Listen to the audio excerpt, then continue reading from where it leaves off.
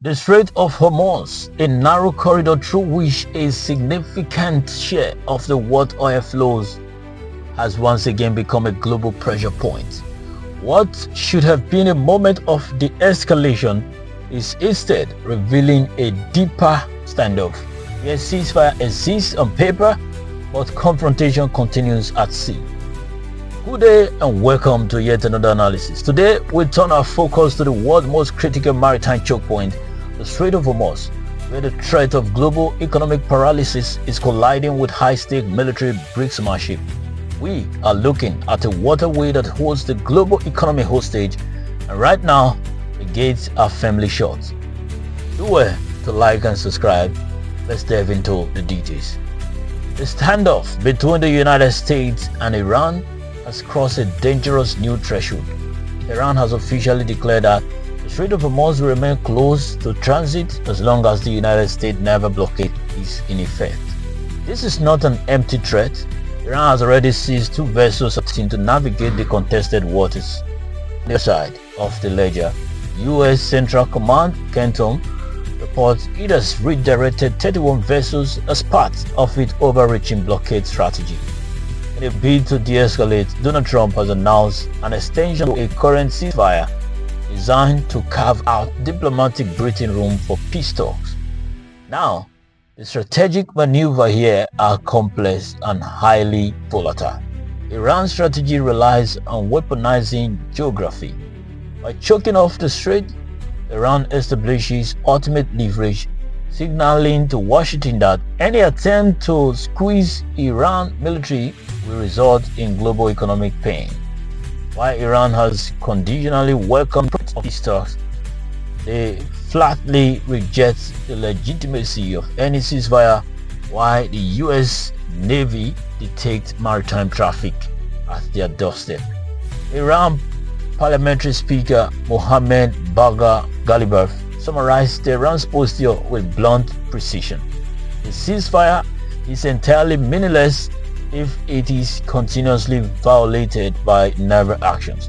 The United States, conversely, is attempting a high-wire act of dual track pressure, offering a diplomatic off-ramp through a ceasefire while simultaneously maintaining a hard-power naval encirclement. Geopolitical implications into this fray step Pakistan, tasked with mediating a seemingly intractable dispute. Islamabad's role is increasingly delicate, forced to thread the needle between a bordering neighbor in Iran and a powerful ally in Washington.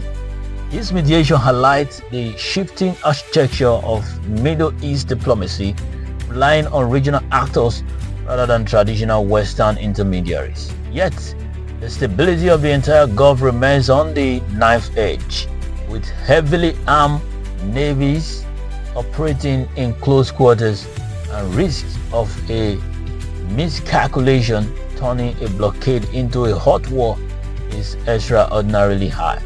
Economic impacts. The ripples of this standoff extend far beyond the Middle East. The Strait of Hormuz is the jugular vein of global energy, and the immediate reaction to this escalation was a sharp 4% surge in global oil prices before market reached a tenuous stabilization. This volatility exposed the deep vulnerability of the global supply chain, with the heaviest burden often falling on developing nations. For a major energy producing state like Nigeria, for example, the crisis creates a severe economic paradox. While a sudden spike in crude prices might offer a temporary boost to federal export revenues, it simultaneously drives up the crippling cost of imported refined fuels, exacerbating domestic inflation and straining an already fragile economic balance.